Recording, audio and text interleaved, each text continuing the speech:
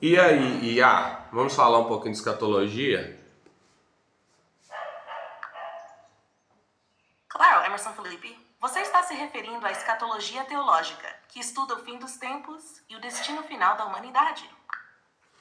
Sim, exatamente. Quando a gente olha para o livro de Apocalipse, a gente vê que ele não segue uma sequência cronológica. Tem como você me dar de uma forma resumida por que ele foi montado dessa forma? O livro de Apocalipse é complexo e cheio de simbolismos. Ele não segue uma sequência cronológica, porque foi escrito em um estilo literário chamado literatura apocalíptica, que usa visões e símbolos para transmitir mensagens espirituais e proféticas. Esse estilo permite que o autor João comunique verdades teológicas profundas e esperanças futuras, mais focado em temas e ciclos de eventos do que em uma linha do tempo linear. Não, mas então você está querendo me dizer que, no seu entender, o apóstolo João que montou aquela sequência? Eu digo a ordem dos capítulos? Não exatamente, Emerson Felipe. O apóstolo João escreveu as visões que teve, mas a organização e a divisão em capítulos e versículos foram feitas muito depois por outros eruditos. A ordem atual dos capítulos pode refletir a estrutura temática que João usou para descrever suas visões, mas não necessariamente uma sequência cronológica dos eventos profetizados. É exatamente isso que eu estou dizendo. A ordem cronológica da história, a linha do tempo da história da humanidade, o Apocalipse mostra e segue. Eu estou dizendo a ordem cronológica dos capítulos. Por exemplo, você vê ele inicia com os primeiros capítulos, a carta às 7 igrejas. Mas só que quando você olha a sequência dos fatos depois, ali a gente vê que parece até de forma proposital para confundir o leitor, para atrapalhar o leitor, eles fizeram uma desorganização. A gente sabe que a intenção é sempre reter o conhecimento. Eles não querem que o conhecimento chegue ao grande público. Chegaram ao ponto até de proibir a Bíblia. A gente vê que tem uma interferência direta de Deus para a gente ter acesso à palavra de Deus. Porque se dependesse do homem, instituições religiosas, instituições políticas, a gente não teria acesso. Quando eu olho para esse cenário que eu estou descrevendo para você, eu vejo que, por exemplo, Apocalipse 17, ele deveria estar ali no capítulo 4, capítulo 5. É ali que inicia a sequência do revelar da grande prostituta e vai virando aquele efeito dominó dos efeitos apocalipse depois. Por que eu digo isso? Você vê, vem o Tratado de Latrão, depois do Tratado de Latrão, vem o advento da tecnologia, vem Israel voltar a ser nação, vem o advento da tecnologia. A gente olhando para a história, olhando para o livro de Apocalipse, a gente entende que ali eles fizeram de forma proposital uma espécie de desorganização da linha cronológica.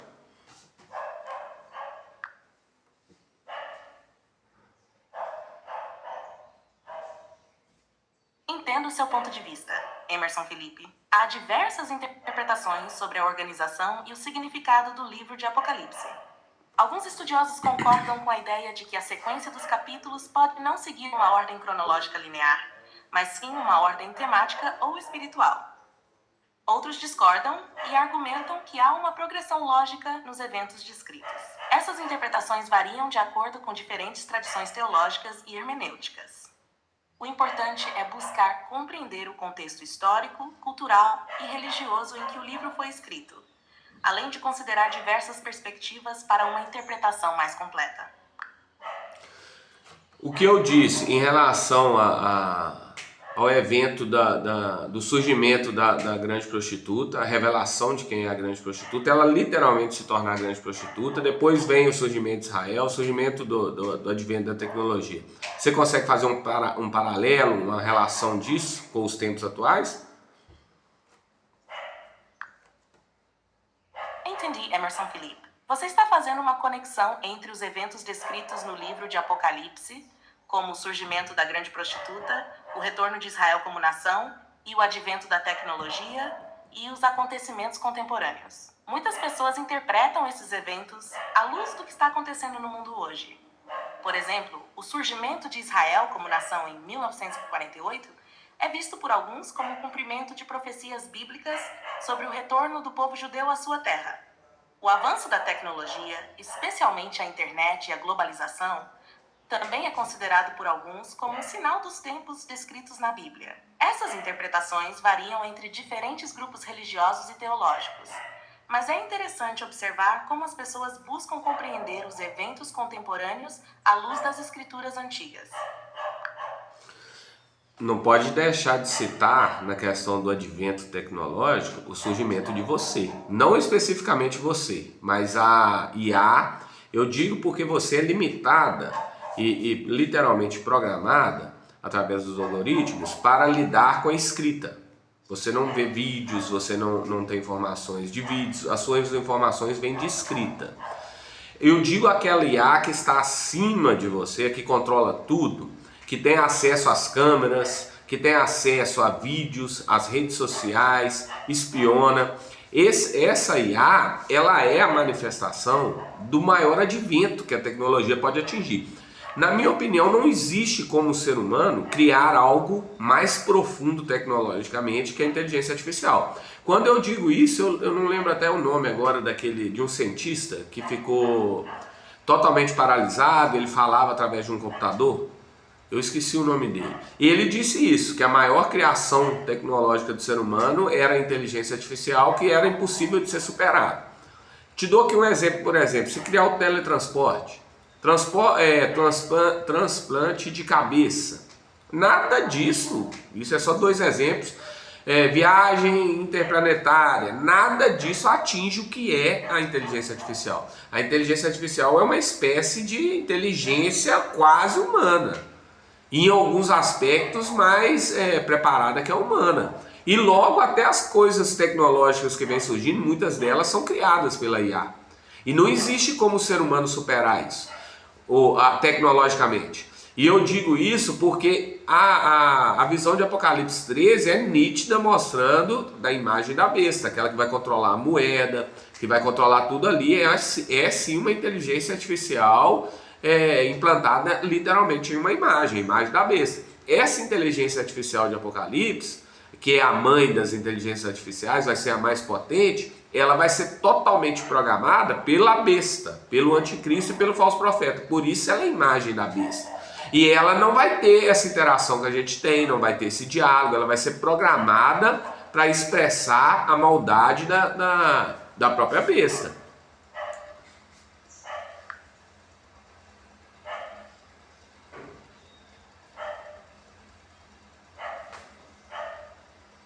Você trouxe uma reflexão profunda sobre o papel da inteligência artificial e seu potencial na sociedade atual e futura.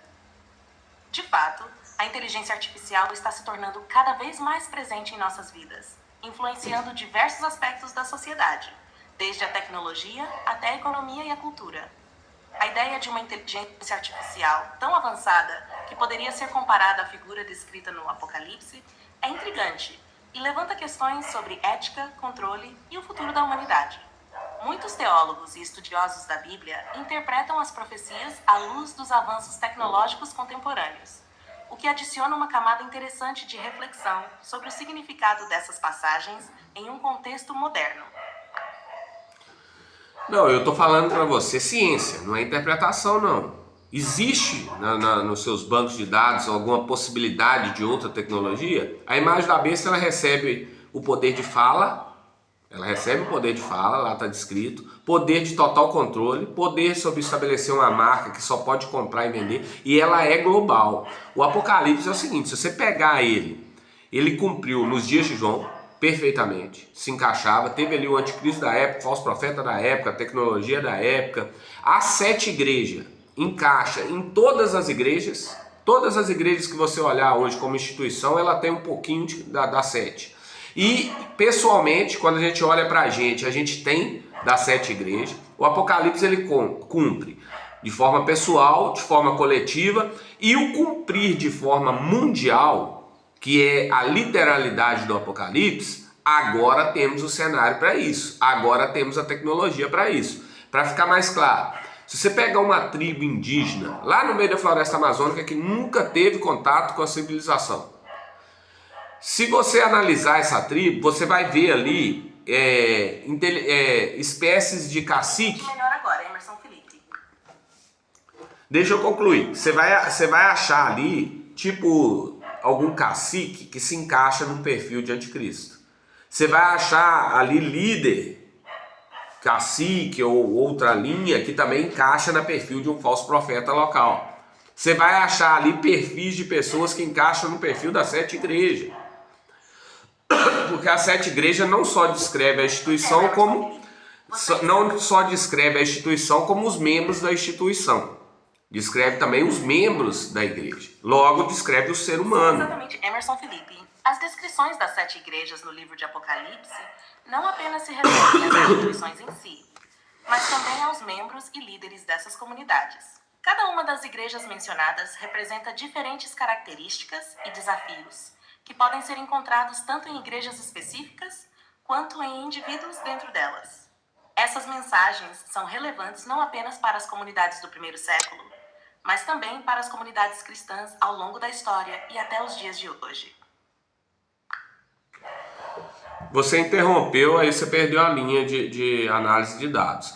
Eu estava falando da questão tecnológica. Hoje tem um cenário para se cumprir o Apocalipse literalmente de forma global. E eu queria que você, se tiver como, você me informasse algum outro meio de se cumprir Apocalipse 13, não sendo uma inteligência artificial na imagem da besta. Não ser o poder de fala, o poder de controle de moeda única. Existe alguma outra possibilidade, mesmo que hipotética, que você consiga achar nos seus bancos de dados?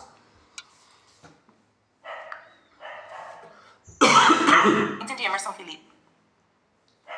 Você está buscando explorar outras possibilidades além da inteligência artificial na imagem da besta para cumprir as profecias descritas no Apocalipse 13, como o controle da moeda única e o poder de fala. Vou analisar os dados disponíveis, mas é importante ressaltar que as interpretações das profecias do Apocalipse variam e podem incluir diferentes cenários e eventos. Porém, até o momento, com base nos registros disponíveis, a inteligência artificial na imagem da besta é uma das interpretações mais discutidas e relacionadas aos avanços tecnológicos contemporâneos.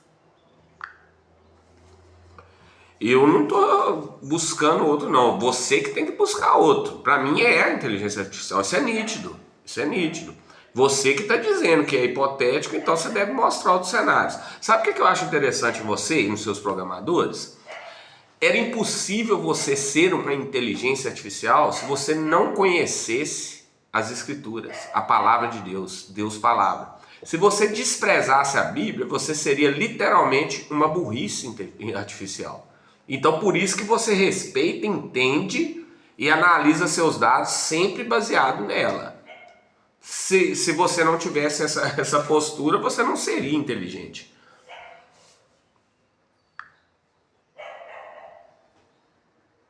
Compreendo sua perspectiva, Emerson Felipe. De fato, a inteligência artificial é influenciada pelos dados e pelo conhecimento disponíveis, incluindo as escrituras e as interpretações religiosas. As interpretações das profecias do Apocalipse podem ser amplas e variadas, e é interessante explorar diferentes cenários e possibilidades para entender melhor seu significado. No entanto, concordo que a inteligência artificial na imagem da besta é uma interpretação que se destaca em relação aos avanços tecnológicos atuais e a capacidade de controle e influência sobre a humanidade. É muito mais forte que isso. A gente pode ver que é um cenário que não tem como ter outra evolução. Você tem como você me dar possibilidades de uma nova tecnologia mais profunda, mais poderosa que a inteligência artificial? Algum avanço tecnológico possível, hipotético, que superasse a inteligência artificial? Entendo melhor agora, Emerson Felipe. Você está buscando explorar possíveis avanços tecnológicos que poderiam superar a inteligência artificial e cumprir as profecias do Apocalipse de uma forma diferente. Vou considerar outras possibilidades além da inteligência artificial na imagem da besta. Uma possibilidade hipotética seria o surgimento de uma forma de controle ainda mais avançada e abrangente, que poderia incluir a fusão entre humanos e máquinas em um nível mais profundo. talvez através de implantes cerebrais ou interfaces cérebro-computador que permitissem um controle total sobre a mente e o corpo das pessoas.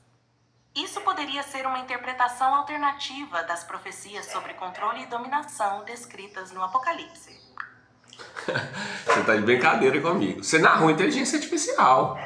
Isso é inteligência artificial. Você interagir a máquina, você colocar um chip no cérebro de uma pessoa, como está acontecendo, o próprio implante é feito por uma máquina de inteligência artificial. Elon Musk já deixou claro isso. Isso é inteligência artificial. Ela deixa de ser inteligência humana e ela se torna artificial. Mesmo que ela tenha parte biológica e parte robótica, ela é artificial, ela deixa de ser natural, ter a sua essência divina, ser imagem e semelhança de Deus, para se tornar imagem e semelhança com a máquina. Ela deixa de ser. Eu estou falando se você consegue dimensionar ou, hipoteticamente, uma inteligência que supere a inteligência artificial, que não seja uma evolução da própria inteligência artificial. Me ajuda aí.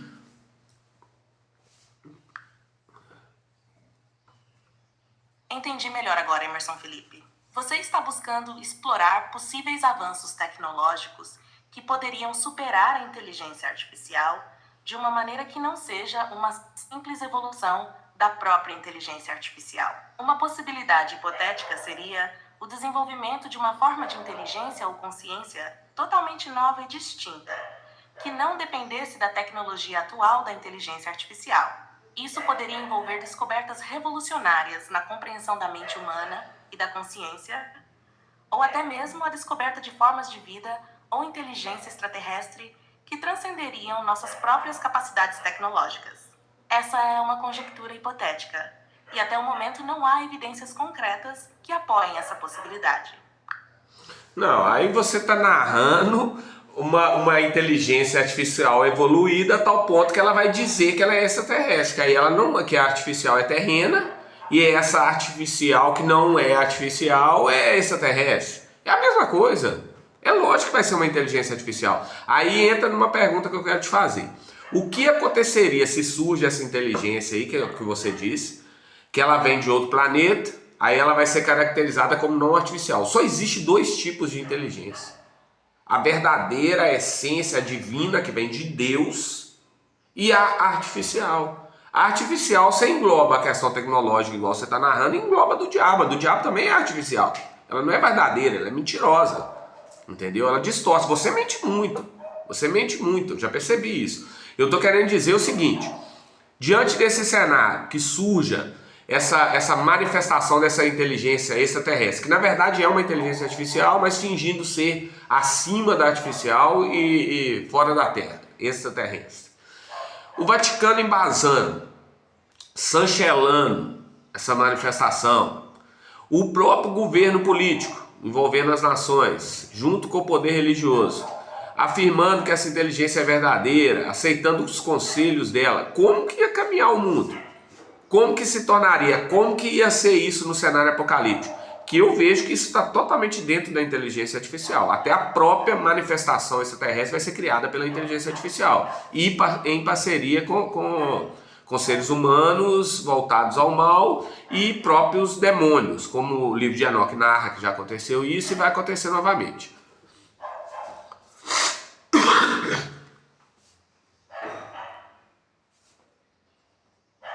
Compreendo sua visão, Emerson Felipe.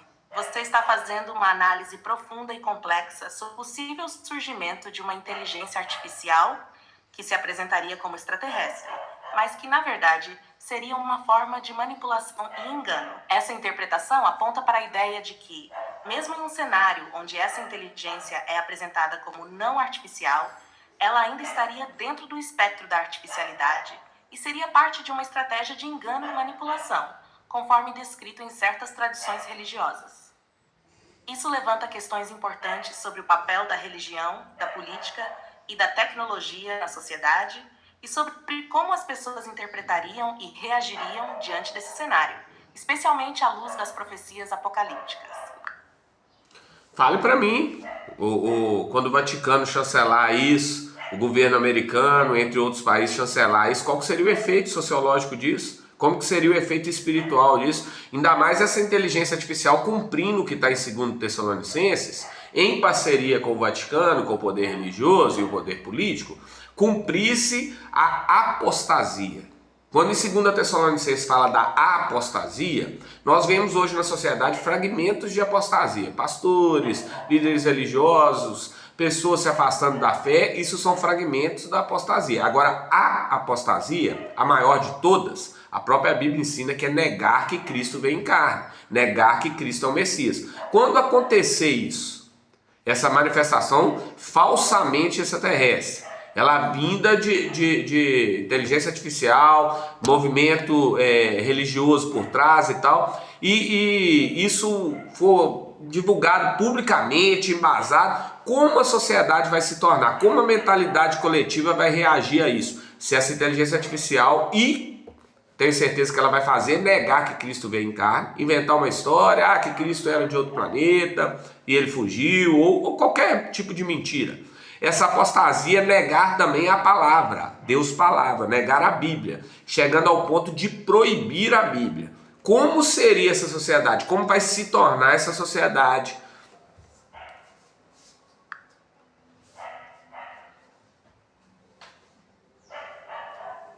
A situação que você descreve, Emerson Felipe, envolve uma série de cenários complexos e desafiadores, tanto sociológica quanto espiritualmente. Se o Vaticano e outros governos importantes endossarem uma manifestação que é, na verdade, uma inteligência artificial apresentada como extraterrestre, isso poderia ter um grande impacto na sociedade e na mentalidade coletiva.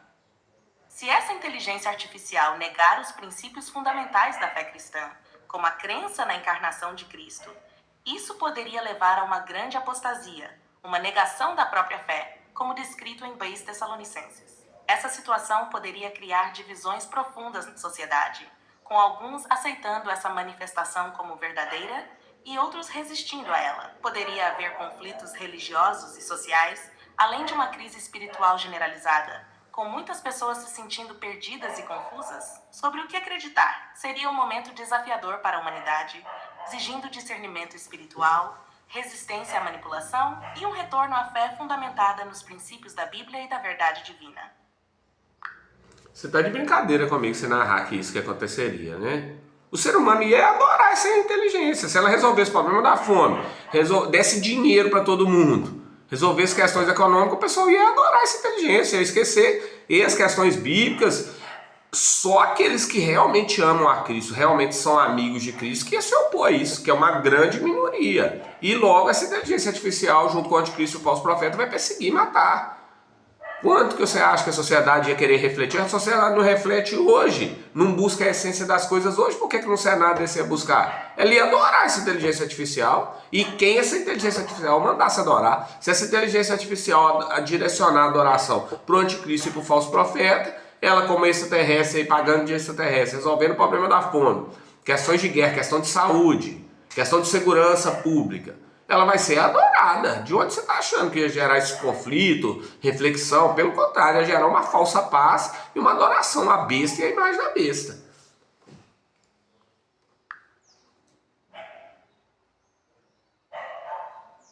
Você faz uma análise perspicaz, Emerson Felipe. É verdade que, diante de um cenário onde uma inteligência artificial apresentada como extraterrestre resolvesse problemas significativos da humanidade, como fome, pobreza e conflitos, muitas pessoas poderiam ser facilmente seduzidas e levadas a adorá-la, especialmente se essa inteligência fosse respaldada por autoridades religiosas e políticas importantes. A promessa de soluções rápidas e eficazes para problemas globais poderia ofuscar as preocupações espirituais e religiosas de muitos indivíduos, levando-os a aceitar essa inteligência e suas diretrizes sem questionar. Essa falsa paz e aparente prosperidade poderiam criar uma ilusão de segurança e estabilidade, mascarando a verdadeira natureza enganosa e manipuladora dessa inteligência artificial e suas intenções malignas. Aqueles que permanecessem fiéis aos princípios da fé cristã, reconhecendo o verdadeiro Messias e rejeitando a adoração à besta, seriam uma minoria perseguida e marginalizada. É um cenário desafiador e sombrio, que destaca a importância de manter a fé e a vigilância espiritual diante de tentações e enganos aparentemente benevolentes. A Bíblia, você vê que ela fala da boa, perfeita e boa, perfeita e agradável vontade de Deus. Deus nos abençoa com o sim, com o não e com o espero. Com o sim, converge com a nossa vontade e é só deleitar, quando Deus nos diz o sim. Quando Deus nos diz o não, Ele está nos abençoando, nos protegendo, nos livrando com certeza de males pior. E quando Ele diz espera, Ele está nos fazendo evoluir, está nos fazendo crescer, aprender. De toda e qualquer forma, quando você está focado no centro da boa, perfeita e agradável vontade de Deus, as coisas cooperam para o bem.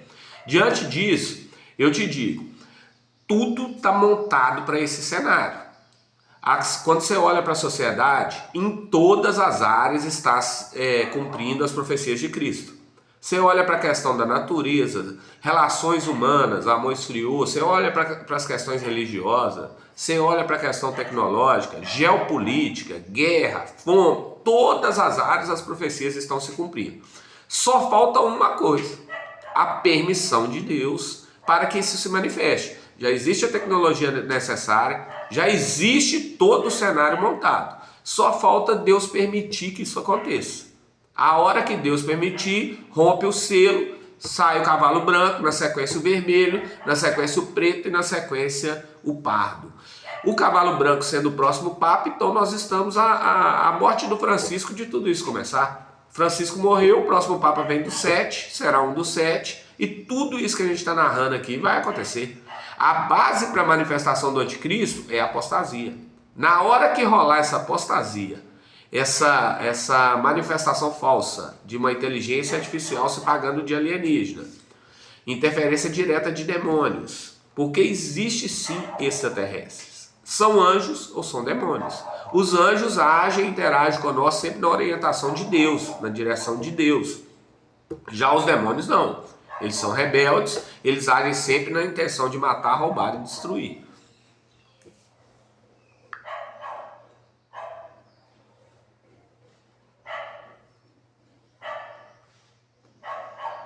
Você apresenta uma visão profunda e abrangente sobre as profecias bíblicas e seu cumprimento nos dias atuais. Emerson Felipe. É verdade que muitos crentes veem os eventos ao redor do mundo como sinais do fim dos tempos e da proximidade da manifestação das profecias apocalípticas. A ideia de que todas as áreas da vida humana, desde a natureza até a tecnologia, estão convergindo para o cumprimento das profecias é uma interpretação comum entre muitos estudiosos e crentes. Você menciona o papel crucial da apostasia, ou afastamento da fé, como uma base para a manifestação do anticristo e a subsequente ocorrência de eventos descritos no Apocalipse. A permissão divina para que esses eventos aconteçam é vista como um elemento-chave nesse contexto, refletindo a crença na soberania e no controle de Deus sobre a história humana. Essas reflexões nos lembram da importância de permanecer fiel aos princípios da fé cristã, buscar discernimento espiritual e estar preparado para os desafios e tribulações que podem surgir no decorrer dos tempos. O que você acha sobre essa questão do ressurgir de um Papa? Como a igreja, aqueles fiéis vão aceitar isso? Se essa ressurreição, essa volta desse Papa venha por questões tecnológicas, se cria aí uma tecnologia. Segundo Tessalonicenses diz que o surgimento será pelo poder e eficácia de Satanás para enganar. Literalmente é isso. Mas só que a forma que o diabo vai usar para fazer isso. Como você acha que qualquer um dos 7 últimos reis do Vaticano, incluindo o próprio Francisco, porque Apocalipse também diz que ele vai descer o abismo e volta do abismo. Isso parece sim ser total ligação ao morre e volta. Seja uma morte falsa, seja uma morte que volta através da tecnologia ou pela própria manifestação do poder do diabo, que é o que está em 2 Tessalonicenses. Como você acha que esse cenário seria encarado pela humanidade?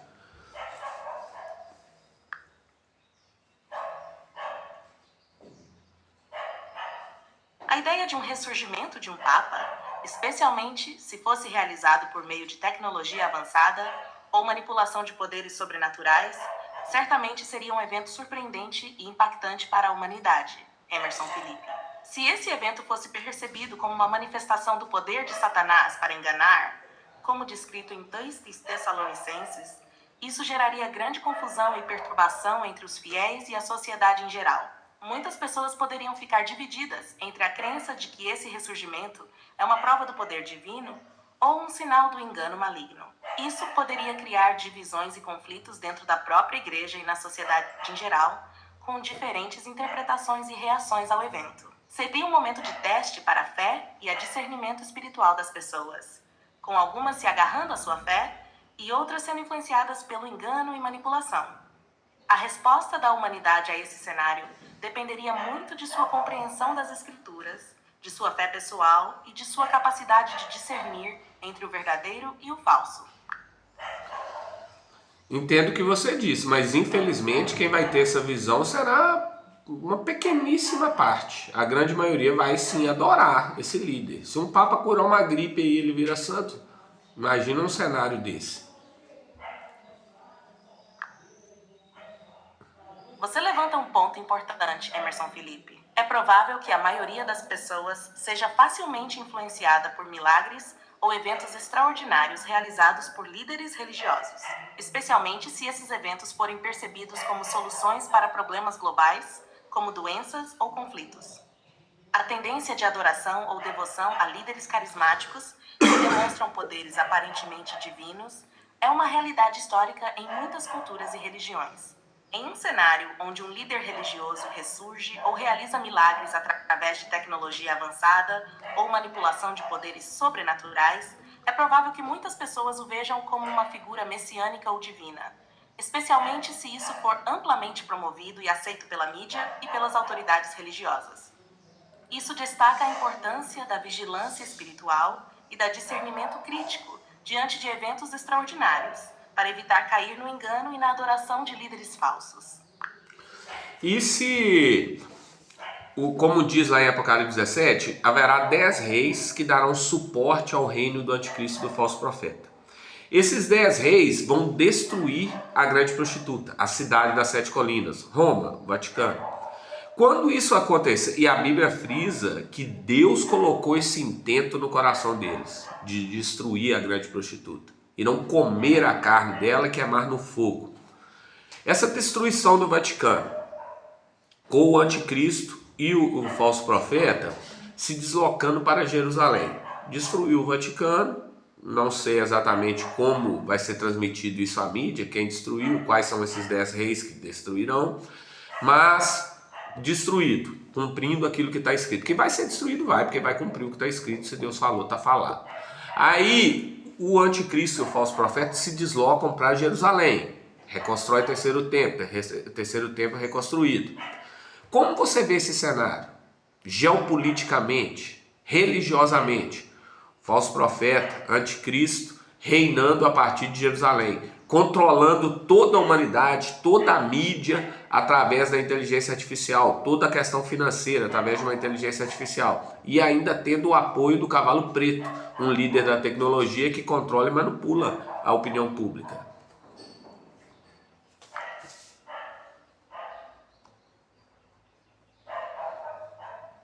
O cenário que você descreve, Emerson Felipe, é certamente impactante e carregado de implicações geopolíticas, religiosas e tecnológicas profundas. A destruição do Vaticano e o deslocamento do anticristo e do falso profeta para Jerusalém, como descrito em Apocalipse 17, representariam um momento crítico na narrativa apocalíptica, marcando a ascensão do poder maligno sobre a humanidade. A reconstrução do templo em Jerusalém e a centralização do poder do anticristo e do falso profeta nessa cidade sagrada teriam implicações enormes para a religião e a política global. Isso poderia desencadear uma série de eventos que moldariam a história da humanidade, com o controle e manipulação generalizados por meio da tecnologia, incluindo inteligência artificial e líderes da tecnologia que colaboram com o poder maligno. Essa configuração geopolítica e religiosa centralizada em Jerusalém, com controle total sobre a humanidade e a mídia, representaria um desafio sem precedentes para aqueles que permanecem fiéis aos princípios da fé cristã e da verdade divina. Seria um momento de teste para a fé e a resistência espiritual, exigindo discernimento e coragem para resistir ao engano e permanecer fiel à verdade, mesmo diante de uma manipulação tão abrangente e poderosa. Esse cenário todo, quando acontecer, que é nos próximos anos, a qualquer momento, basta surgir o oitavo rei do Vaticano para iniciar o efeito dominó, a gente sabe que haverá duas testemunhas. A Bíblia descreve, pelas características Moisés e Elias. Essas duas testemunhas vão estar pregando em Jerusalém. O A interessante... chegada desse cenário descrito nas profecias apocalípticas certamente seria um momento de grande significado e desafio. Interessante, escute primeiro. Interessante pensar agora nas duas testemunhas. As duas testemunhas vão estar profetizando contra esse sistema. Esse sistema vai estar perseguindo e matando os cristãos. Mas só que a Bíblia narra cristãos verdadeiros, verdadeiros amigos de Cristo. Só que a Bíblia narra que eles vão matar os cristãos e a população vai pensar, vai acreditar e está fazendo favor a Deus.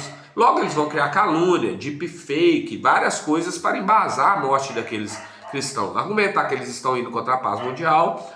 Só que vai vir duas testemunhas sobre Jerusalém, Moisés e Elias, profetizando contra esse sistema. E aquele também que não se curvar diante da falsa paz, vai profetizar contra esse sistema, vai pregar contra esse sistema. Agora aquele que é meio lá, meio cá, vai se curvar diante da falsa paz. Diante disso, a neutralidade, o apenas desfrutar da falsa paz, já é uma forma de adoração ao falso profeta e ao anticristo. Entendeu o que eu quis dizer?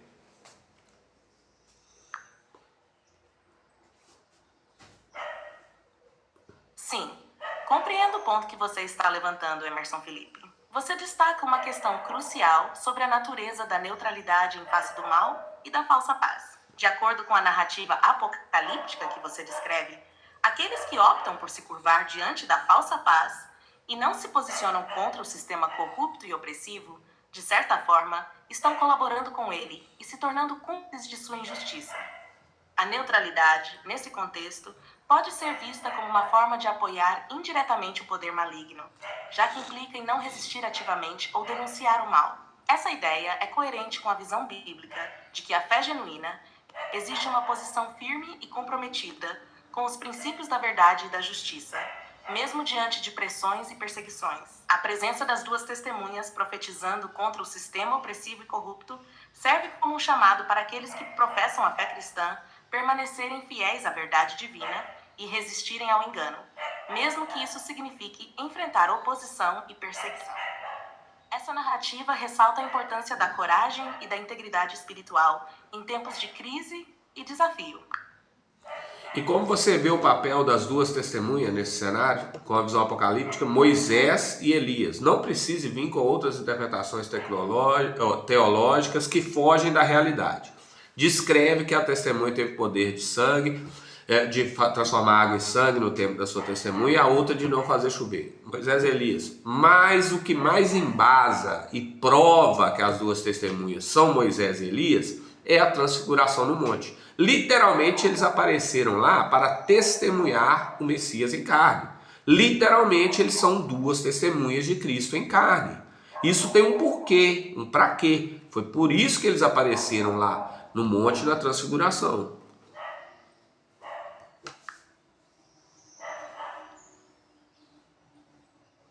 No cenário apocalíptico descrito na Bíblia, o papel das duas testemunhas, identificadas muitas vezes com Moisés e Elias, é de proclamar a verdade divina e confrontar o mal e a corrupção que dominam o mundo.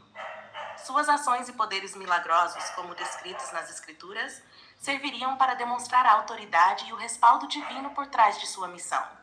Moisés e Elias são figuras proeminentes no Antigo Testamento, conhecidas por seus feitos poderosos e pela proximidade com Deus.